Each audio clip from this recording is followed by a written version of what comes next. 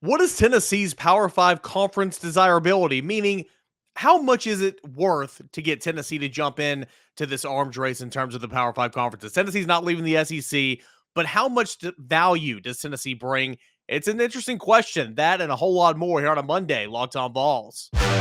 You are Locked On Vols, your daily podcast on the Tennessee Volunteers. Part of the Locked On Podcast Network, your team every day.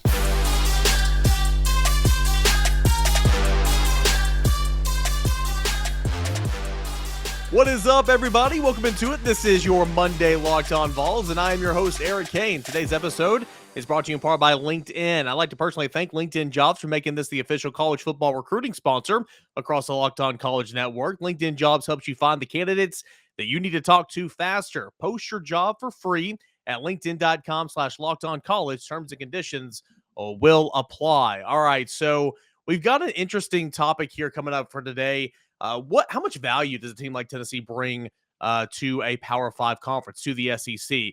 With this arms race, with the Big Ten expanding, with the SEC expanding, Sports Illustrated did this nice little accountability chart, if you will, and we'll go into it and kind of break down what each and everything means. I'll tell you where Tennessee stacks up against the other 67 Power Five schools right now. So that's coming up here in just a moment. Will West, my buddy, my cohort on 99.1 The Sports Animal in the mornings, the starting lineup. He'll join me in segment 2, and we'll talk a little SEC Media Days preview, and then we'll get into the cornerback position for Starter Spotlight coming up in segment number 3. I am Eric Kane. You can find this podcast at _Kane or at Locked On Vols. Thank you so much for making Locked On Vols your first listen, your first watch on YouTube, and wherever you find your podcast. Guys, a big week ahead. While you're listening to this podcast, I'll probably already be down in Atlanta, or I might be en route to Atlanta for SEC Media Days. I'm going to record a show each and every day from Radio Row. So I'm really, really looking forward to that. And of course, following all of our work at 99.1 The Sports Animal online and on the airwaves all week long. I work there. I work for VolQuest Rivals. I do a little bit of everything. So we are getting up into that busy season. So let's go ahead and kick off this Monday edition of Locked On Vols. So Sports Illustrated, Power 5 schools, conference desirability. To kind of go with, what is the Big Ten getting when they go and get UCLA or when they go and get USC? What is the Big Ten getting if Notre Dame elects to go to the Big Ten? For the SEC, if Clemson were to, elect to go to the SEC, what's the SEC getting in Clemson? SI kind of breaks it down into 5 different categories. Quick sidebar, Twitter Tuesday tomorrow. Get me in your questions, comments, whatever you got. _Kaner and at Locked On Vols. Don't want to forget to get that in there. That's coming up on tomorrow's show. But SI breaks it into 5 different little categories, and those categories stem from academic ranking, football ranking, all sports ranking, football attendance, and broadcast viewership. A quick synopsis, essentially football ranking, the 5-year average from ratings from 2017 to 2021, using only the current and future Power 5 schools. Academic ranking is simply the most recent U.S. News and World Report's national university rankings released in 2021. All sports rankings. This is the Learfield Directors Cup for the 2021-2022 academic year, which rates performances in 19 sports. And the mandatory sport counters being baseball, men's and women's basketball, and women's volleyball. Football attendance, the average of home game attendance via the NCAA database from 2017 to 2021, tossing out the 20 season, obviously, because that was heavily impacted by COVID-19. And then finally, broadcast viewership. This is the total number of football games that drew 1 million or more viewers from 2017 to 2021, excluding 2020 season, because obviously, that was impacted as well. So those are the 5 criteria kind of areas here that SI is kind of going off of right now. And obviously, you put them in a big, pool, spit them out, and let's see how these final rankings look. So who is the most desirable? What school is the most desirable addition among all the Power 5 conferences?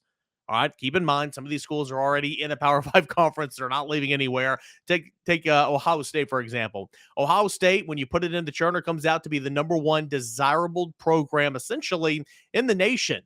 It comes in at number 1. Its football rank is at number 2. Its academic rank is tied for 20th in the country. All sports rank across the board is 4th. Attendance is 3rd. Viewership is tied for 2nd, giving it a total score of 31. Michigan, its arch rival, will come in at number 2. No surprise there because Michigan's going to get a big old attendance. Viewership's going to be good. It's pretty good across the board. How good? Well, all sports rank is number 3. Attendance is number 1. Viewership is tied for 5th. Academics, number 8. Football ranks 16th. You spit that out, that comes in to number 33. Where's Notre Dame in this? Well, Notre Dame is 3rd. Texas would be 4th. Georgia would be 5th. Florida would be 6th. Wisconsin, 7th. Oklahoma, 8th. USC is 9th. And Alabama, the juggernauts football dynasty down there in Tuscaloosa, comes in at number 10. It's football rank, shocker, it's number 1. It's academics, tied for 55th. All sports across the board is 21. Attendance is 4th. Viewership is 4th, giving it a grand total of 85. So I found that really, really interesting that Alabama, though it has a stronghold on football, what if it didn't have football? Boy, it'd be down the rankings. Well, where does Tennessee kind of fall into this number? I just gave you the top 10. A couple of different SEC schools are up there, Texas being one of them here in a couple of years, but Georgia and Florida and Alabama in the top 10. A&M comes in at number 12. Auburn's at number 13. LSU's at number 14. You keep going down, and there you see Tennessee. Tennessee is a top 25 most desirable program in the country, coming in at number 24, and that's about expected. I guess I say it's about expected. I would have thought Tennessee might have been maybe a little higher, maybe, but when you kind of give the grand scheme of things, let's look at it here. Its football rank during this time is 54th. Its academic rank during this time is tied for 45th. It's all sports across the board. It's strong. It's 13th. Keep in mind how successful all the programs are around Tennessee, both men's and women's basketball, baseball, softball, soccer, track and field, swimming. We know that Tennessee is really up there, and it had its highest finish in the Learfield Cup this past year in quite some time. Attendance is number 9. It's a top 10 attended team in the country, despite some really up and down seasons here in the last 15 years. Viewership tied for 28th, still a solid rating, giving Tennessee a grand total of 149th. That is 4 points behind the 2 teams that tied for 22nd in the country in North Carolina, who just competed for a national championship, and Oregon. So Tennessee, a top 25 team. No shocker there. It does not shock me whatsoever. It's a pretty, solid school all the way around in terms of viewership, ranking, in terms of academics, in terms of, pretty much everything you want to spit out at it. Who kind of comes in? Who's notable programs that come in behind Tennessee? Oklahoma State and Miami tie for 25th behind Tennessee. You have Ole Miss that is at 28th. You have Virginia at 32nd. Nebraska's at 33. Kentucky's at 39th. South Carolina's at 42nd. Mississippi State's at 43rd. You got week 2 opponent Pittsburgh at 46th. Duke is at 50. Duke is very it's very interesting because, of course, it is a basketball school. Its football rank is 63rd. Let's see here. Its academics is tied for 2nd. It's all sports across the board is 9th. See, I lost Duke here. Where did Duke go? Duke, where are you? Oh, there you are. 20th, excuse me. And its football rating is 67th. Its attendance is 69th, and it spits out a number of 221. You keep going down. Any more notable SEC schools below Duke? Missouri's at 53rd.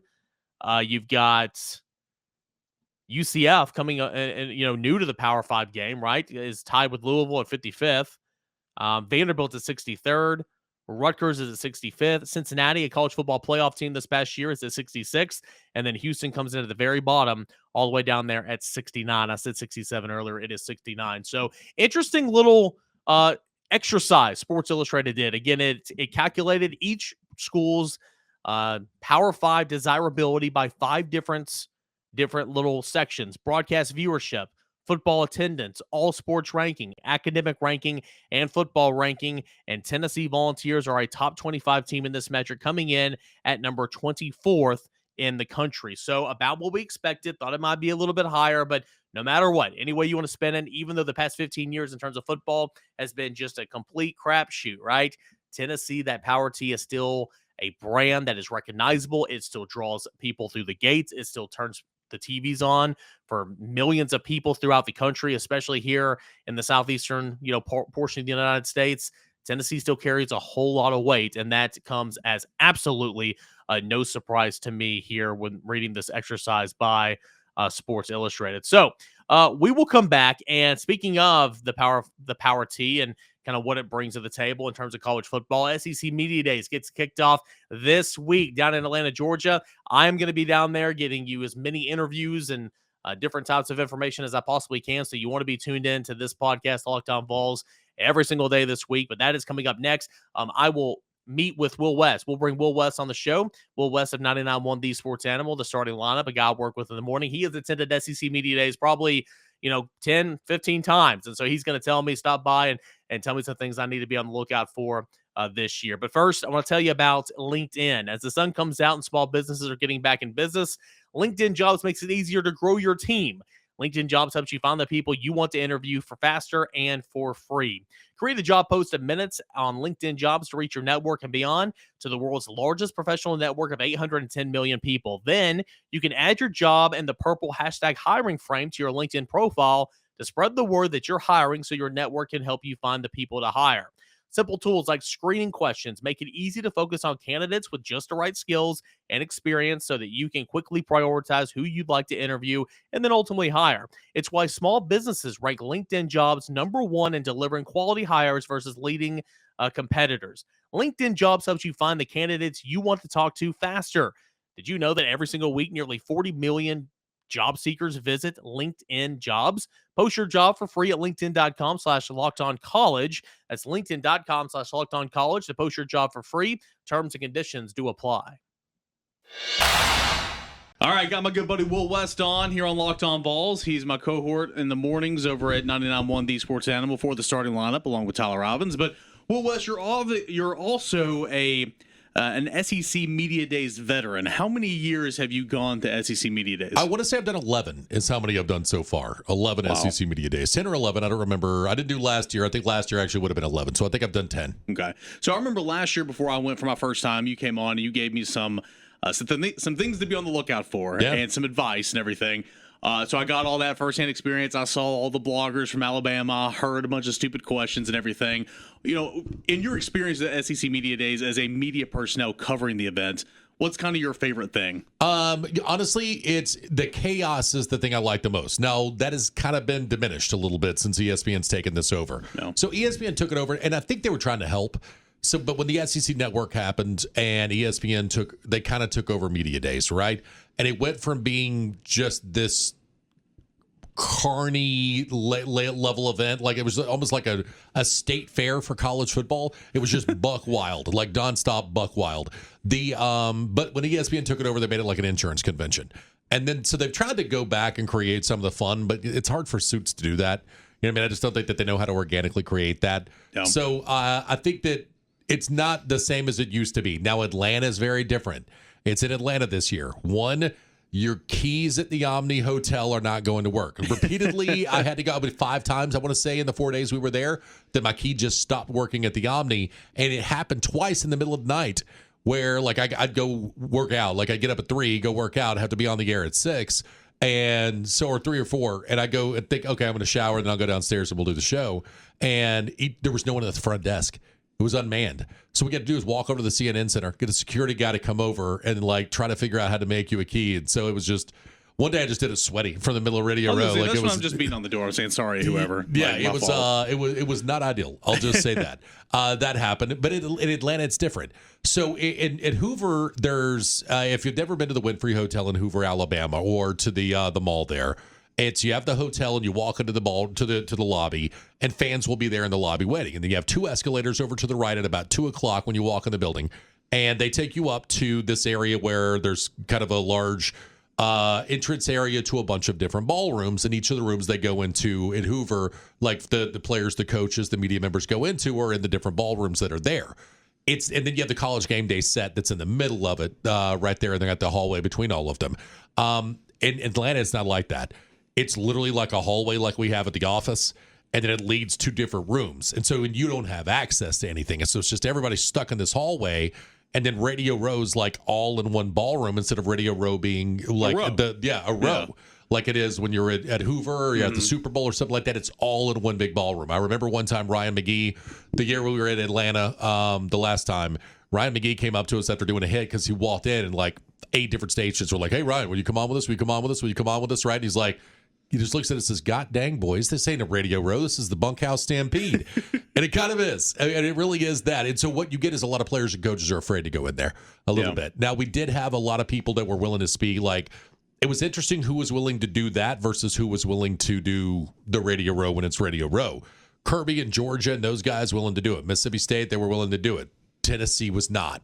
They said the players, the coach would not walk in there at the time. So I think it was Pruitt. It was early Pruitt. Pruitt wouldn't walk in there. Like, he just would not even walk his backside into the room. And then you're set up right next to that with an area that's for the main radio and internet room. And it's a larger area with field turf that they set up, and the athletes speak for about 20, 25 minutes. Yeah. And then over at the College Football Hall of Fame, which you got to walk out to and walk back into the College Football Hall of Fame. So you walk out of the Omni, walk outside past this like Chick-fil-A takeout window. So you need to know that because there's nowhere to get food in that area. It's like a Waffle House and the Chick-fil-A takeout window, and that's it. I like them both. And you walk over to the College Football Hall of Fame, Welcome to the South. then you walk in, and that's where the main print and TV room is. Yeah, so I'm not excited about. I mean, I've heard nothing but just horrible things about it being in Atlanta. And again, my first year was last year in Hoover. The setup was all right there together. If you want to go to Radio Row, you go down the escalator, and you're right there. Your room's about 5 stories up. It is literally all in one building. And so it was a good experience. So I'm not really excited about having to get a lay of the land first thing Monday morning before. I might do that while Sankey talks, because I literally just don't care what Sankey has to say. But it's going to get going on Monday, later today. And so what are some of the better stories you have from SEC Media Days, whether it be from fans, fellow media personnel, a coach's story? I know there's one with you and Nick Saban in the bathroom that's funny. Yeah. I got ran out of a bathroom at Alabama State Trooper. I'm literally throwing a whiz up at the urinal. I was right? Say it was the number one. Yeah, I'm throwing a whiz, and the state trooper just comes out and starts like yelling at me, right, for an Alabama State Trooper about, "You get out I'm right sorry, now." Is this wrong? I do it like 5 times a day. And I'm like, More what in the world is going on? And it was the state troopers ran me out so that Nick Saban can go in and use the bathroom. Ugh. So, and here's the thing, I have since, because I guess I've told this story enough where people have heard that I told this story. Yeah. And then people from Alabama that I know a couple of people work in the athletics department. They're like, that wasn't on Nick. That was just on the state troopers. And I'm like, right. But I want to believe that it's on Nick. So I'm going to believe that it's on Nick Saban. To the audience that it's on Nick. That it's on Nick. But either way, I got ran out of the bathroom so Nick Saban can go to the bathroom, like by Alabama State Troopers. No joke, and I'm not trying to, again,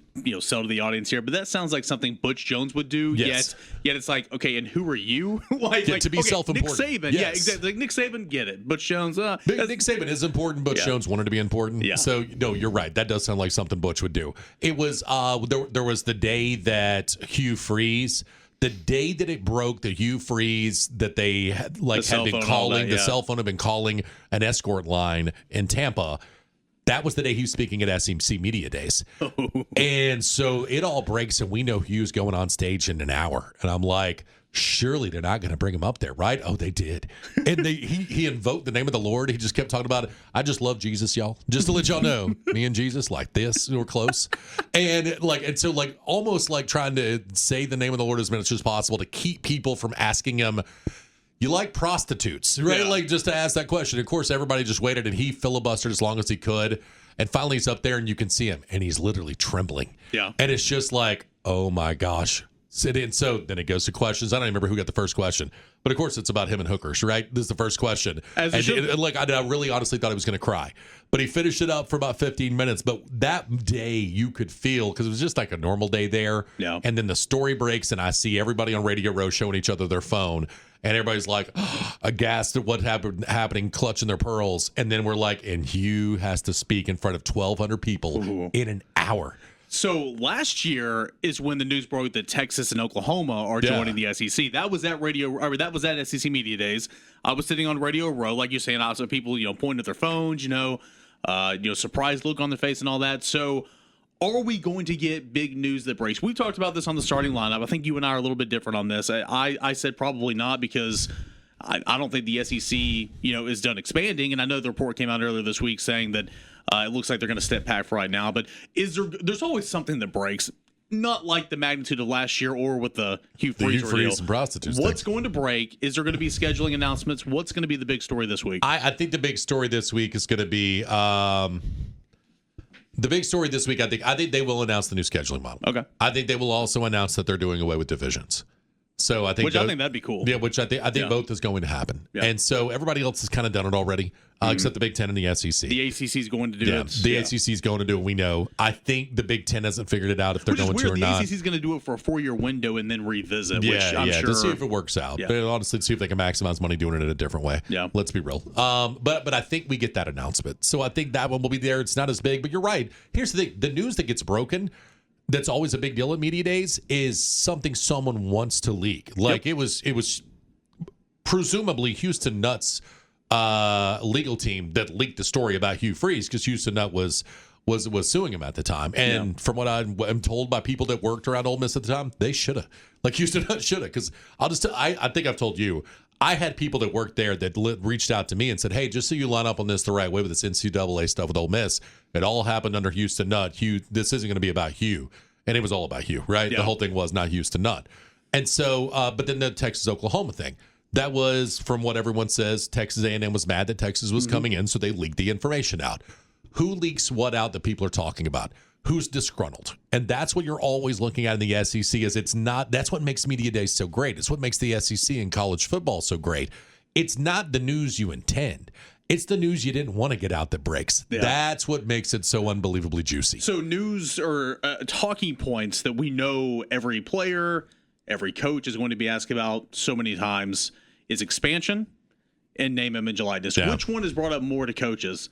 Expansion conversation or managing name, image, likeness? NIL would be brought up because you can get a better quote, right? And so and also everyone's going to write a piece heading into the season about NIL. So that's the one that they'll get asked about the most. Also, I think it's easier to, if you're a coach, it's easier to duck the expansion question about, well, that's a question for so and so, or then you can just get around it. Name, image, and likeness coaches are going to say things. And here's the thing too, and then we'll wrap on this. Tennessee is yet to do this, but you've already seen it from Ohio State, you've already seen it from Penn State, you've already seen it from Florida. Recently, you've seen it from Kirby at Georgia, and you're seeing it at Auburn with the athletic director the other day. You're seeing Power 5 head football coaches and athletic directors publicly endorse their collective. Yeah. Tennessee is yet to do that. I don't expect Tennessee to do that anytime soon until this NCAA thing's wrapped up. Do you think it's the NCAA thing that's holding that up? It's 100% that, but I'm telling you, how many coaches do you think we'll see that will publicly endorse their school's collective at SEC Media Days? Because what an opportunity. And Tennessee, I expect Tennessee not to be in that group. No, I think that we do see it. I don't know how many do it necessarily. Like Mike Leach ain't doing it. No. You know what I mean? Sam Pittman, I don't think cares. You know what I mean? So I don't know if he's going to do it. But like Clark Lee, who knows? But I don't know if they don't have a collective. I doubt they have a collective. Yeah, they probably don't have a collective for Vanderbilt football. Billy Napier will do it. Kirby will do it. You're right. Well, Kirby, I don't know if Kirby cares. Kirby's done it. Has he? Okay. Kirby's done it here recently this week, or this last week. So I don't know if he'll do it there. But but like Lane, Lane's going to, right? So you'll see things like that some of them will. But I think NIL is going to be the conversation, and then we will get maybe Sankey does it on Monday, and we get the announcement that they're going to. I think we get the scheduling model. I think we get that divisions are gone. And we'll see if anything else breaks about if they're looking for anyone or at anyone or anything like that. If they are, it's going to break this week because somebody's going to be mad about it. Yeah. So if it's something happens and Clemson's about to join the league, somebody in South Carolina is going to leak that noise, and because they're mad about Clemson stepping in. And so I think that will be that's what you're looking for is that news no one wants to get out. Or if Georgia Tech's coming to the league, maybe nobody will know about it because no one cares, right? Tons and tons of stuff coming up here all week long from a Tennessee perspective, from SEC Media Days, but also from a local perspective. We're going to be on the air. We're going to have live coverage from SEC Media Days. I'm going to be on the show and everything. It's going to be a really good show, 6 to 9 a.m. every single morning on the starting lineup this week. Yeah, thanks a lot, man. Hey, thank you. Awesome stuff there from Will West. Really appreciate him stopping by and hanging out with me here today. Give him a follow on Twitter at Will West WNML. He brings a lot of heat to the Twitter sphere for sure. He calls it the Ed Ogeron Twitter machine. He's a really, really good guy to work with and a guy that I've learned a whole lot from. So I hope you enjoyed that conversation I held with Will West on SEC Media Days coming up all this week. Let's get back into our starter spotlight. Only two remain. It's the two positions, or the one position, two spots that I am very much curious to see what happens. We'll get into starter spotlight, and we'll shine our light on Kamal Hadden at the cornerback position here to conclude a Monday show. But first, betonline.net. It's your number one source for all your sports betting needs, sports information. Find all the latest sports developments, league reviews, and news, including this year's NHL playoffs and Major League Baseball. BetOnline.net, your continued source for all your sports wagering information, including live betting, esports, eScores, reality television, so much more.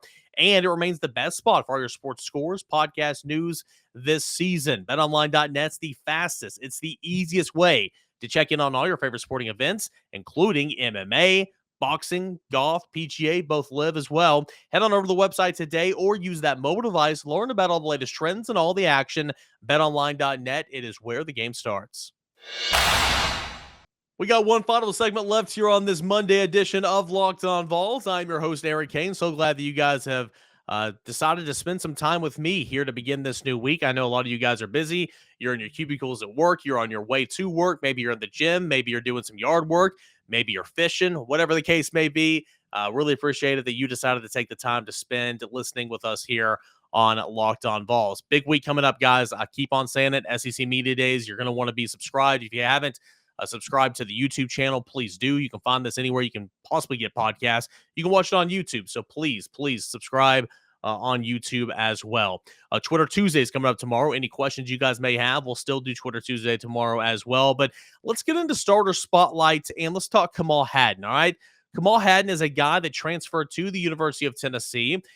He had kind of a long, winding road. So he was one of the top junior college cornerbacks. He played one season at Independence Community College. We know Independence is a really, really strong football program in the junior college ranks. He signed with Auburn coming out of Independence in the I guess it'd be the fall or December of 2020. All right. Then he attended Auburn for spring of 2021. Remember, Auburn had a big-time coaching change and all that. He actually went through spring practice and competed and all that, but then transferred to Tennessee in June of 2021. Very interesting, his timeline. Came to Tennessee. He was a 4-star rated or 3-star rated prospect from Rivals and 24/7 Sports and all that. He was a pretty good player. Came to Tennessee. He was hurt a lot of last year. He didn't get to compete probably as much as he liked, but still, he played in 7 games. He made 2 starts. He totaled 17 tackles, pair of TFLs, had 1 interception. That interception came in the Music City Bowl, if you remember when he got that start. And he's a guy that's going to play cornerback. And I think that though he's dealt with a whole lot of injuries, I think that if he can stay on the field, I think that he's a guy, I think he's one of Tennessee's more talented options at cornerback. You look at his Pro Football Focus rating from last year. I mean, it wasn't great. He didn't get a whole lot of run. He got 261 overall reps in the secondary and at cornerback, okay? His grade was 60.4. So just above what is considered a replaceable player. So not a very strong outing for Kamal Hadden. Actually, Warren Burrell came in just ahead of him at 61 overall on the season as well. So, we'll get to Warren Burrell likely tomorrow when we get to Starter Spotlight. I just showed my hand a little bit. I know I'm making a lot of people mad, but it is what it is. I'll talk more on that tomorrow.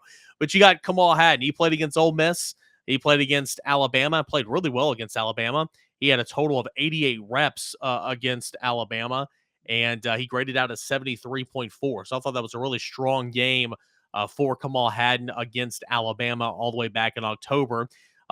Against Kentucky, graded out at 55.2 per Pro Football Focus. Not a good game against Georgia, 41.2. Not a good game against South Alabama, 45.1. And just a so-so game against Purdue, though we did have an interception at 60.6. Kamal Hadden, I think he's got the built to play cornerback. I think he's a little bit bigger than a normal cornerback, but he's got really, really good speed. He's got good coverage skills. According to Pro Football Focus, in the year of 2021, his defense overall grade was 60.4. His coverage skills were 64.1. He needs work on tackling. He needs work on defending the run. Those both in the high 30s per Pro Football Focus, which again is not the best whatsoever. But when he got in last year, when he played last year, this being Kamal Hadden, I thought that he showed something, right? I thought that he played with some conviction. I thought that he had a lot of spark. Now, consistency is something that he's going to have to look out for, of course. But I think that the journey that it took him to get to Tennessee and then having to deal with so many injuries in the fall of 2021 was something that he kind of never envisioned. But he did force a fumble. That was against Alabama as well. He kind of played really, really well against some of the best, competition overall in the season, despite not naming Georgia, but against Alabama had, again, 88 reps against Alabama and a 73.4 grade per Pro Football Focus. That is hard to do. That is really, really hard to do. So I thought that was really, really impressive nonetheless. So what's this quarterback room going to look like? Kamal Hadden. These are options, right? You got Kamal Hadden. You've got Brandon Turnage. You've got Warren Burrell. You've got D. Williams. You've got Christian Charles. You've got Deshaun Rucker. You've got Christian Harrison. Potentially Danico Slaughter got a couple of reps there during spring. You got a whole lot of options, but who's going to be there to step up? Will they move any of these guys? Is Turnage going to play the star position? Will Charles be a safety, or is he staying at cornerback? What's going to happen here? We're going to have to find all that out here in the next couple of weeks when Tennessee starts fall camp. And again, that is just right around the corner. I'm going to SEC Media Days, coming back for a week, and then camp starts that following Monday. All right, so report dates on that Sunday, that following weekend. So who's going to be the two quarterbacks? I think that if healthy, Kamal Hadden should be one, because I think he's got the highest ceiling, in my opinion, of all the options that you have there. But who knows? We will have to see. Certainly that has yet to be determined. So my pick for one of the cornerbacks will be Kamal Hadden. We'll see if I'm right. And that should kind of come to fruition there in the next couple of weeks. That's going to do it here for this edition of Locked On Vols. Guys, can't thank you so much. Can't thank you enough for deciding to hang out with me here today and spend some time with me. Locked On Vols. Please subscribe. Please follow on YouTube. Comment, help the algorithms. Throw me a thumbs up. Throw me a heart. If you're all listening on Apple Podcasts, please give me a 5-star review. Leave me a review. Say what you like about the show. Really, really would appreciate that. But more than anything, subscribe and follow. We continue to build this show heading into football season. But also, this week in particular, follow Locked On SEC. Subscribe there. Listen to Chris Gordy. So many great interviews from around the conference. Every single week, host of Locked On SEC, Chris Gordy, is going to be down here in Atlanta with me. This week, he's going to do fantastic work, and so you need to dial in and talk with him as well. Guys, thank you so much. We'll have Twitter Tuesday coming up tomorrow. Get me in your questions, your comments, anything you want, _Caner and at Locked On Vols. Thank you guys so much. We'll do it again tomorrow. Enjoy the rest of your Monday, everybody.